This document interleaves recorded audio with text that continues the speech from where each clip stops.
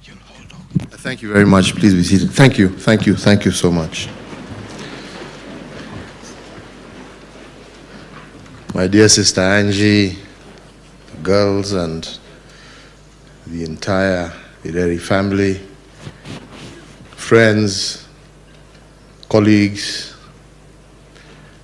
let me begin first and foremost on my own behalf, on behalf of Margaret, my wife, and my family, to really extend our deepest condolences to you, Angie, and to your family for the loss of, to you, a husband and a father, but to us, a friend, a man who filled all our lives with joy and laughter. I did not repeat what everybody else has said here, that Frank, despite his integrity, commitment, conscientiousness to his work, his determination to succeed, was also a man full of laughter and joy, a man who made every occasion a joyous one. In many ways, my last recollections especially was when one of his in-laws, in the name of Sam Wai,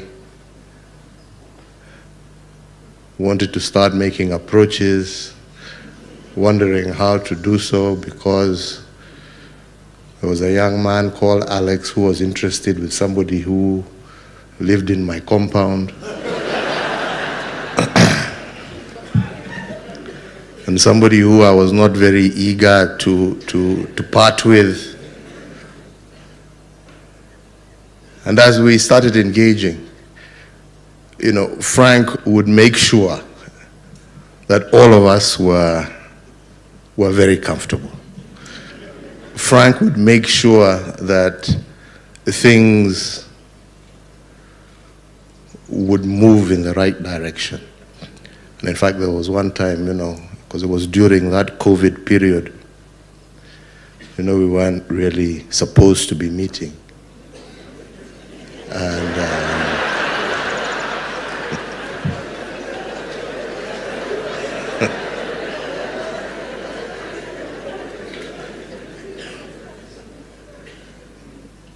we were sort of, I don't think, anyway, we were left to sort of sort out the situation, and Frank was wondering, now we're here at State House, it looks like you are fine, but you know, some of us have got to get across town.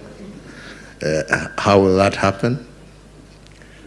And I was, well, as far as I'm concerned, once you leave the gate,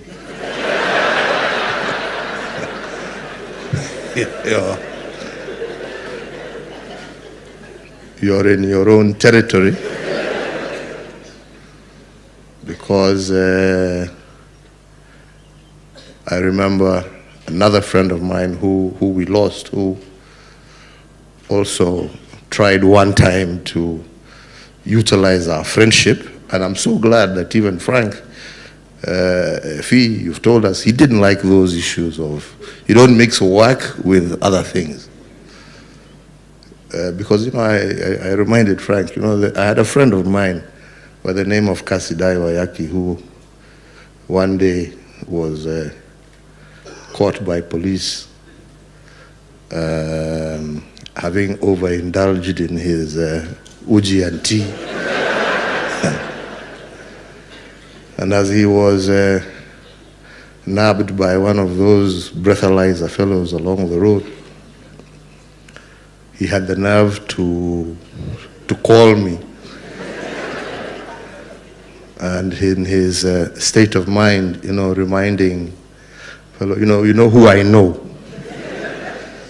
He's giving the phone over. So I just sort of like pretended that, hello, I can't hear you, you know, and kind of switched off the phone. Why do I say that? I say that because I recited the story to Frank on that day, and I told him, well, please let us know when everybody is home, and I really hope that you make it in one piece. And sure enough, he did call, but after that they were not so willing to come back to visit me until that period was over. But like I said, he was a man who filled every occasion with joy. And the way he guided us through all those family functions and everything was with compassion, care, but also making sure that all of us enjoyed ourselves. So it's a friend we have lost. It's a colleague many people have lost. It is a mentor, and it's amazing to see the number of people who we have seen and heard today who owe a lot of who they are today to the inspiration and guidance that Frank gave. As you heard, he was also a member of the Kenya Pipeline Board. And there's a sense of his deep integrity. These were organizations that people thought were cash cows for themselves. Frank and his team, as you've heard, committed to wanting to see these organizations work. Turn that organization into an organization that was draining government resources to an organization that every year was contributing billions into the exchequer. That's the kind of person he was. That is the kind of commitment he had to his work, to his country, to his professionalism. And this is what our great country requires if we are to succeed. A lot of what we hear today, people talking about affordable housing, a lot of these things, people don't recognize the legwork people like Frank did. And it's very unfortunate sometimes that the true heroes are the ones that are not recognized in a lot of what we see actually happening and going on today. I doubt even some of those ones who talk about it understand what they're talking about, but since it's popular to say, acha waendelee. So mine is to say I've lost a friend, I've lost a colleague, and especially for me in, don't know whether I should say this, but these are realities of life. In the last year, and a good part of this year, whenever we met, he was very encouraging about some of the challenges that we were going through. And since he had more experience than some of us, he was very encouraging in guiding and telling you how to look at this and how to handle some of these challenges in life, health and otherwise. And I'll miss that counsel, and I'll appreciate everything he guided some of us towards, and how he really held our hand and told us, don't worry, things will come to pass, it will go. We trust in God, we believe that the reason Frank is lying here is because it is his time. Those of us who have those challenges will continue fighting with them, but equally, when it is God's time, we shall join him and be thankful for the life that we lived and the times that we shared together.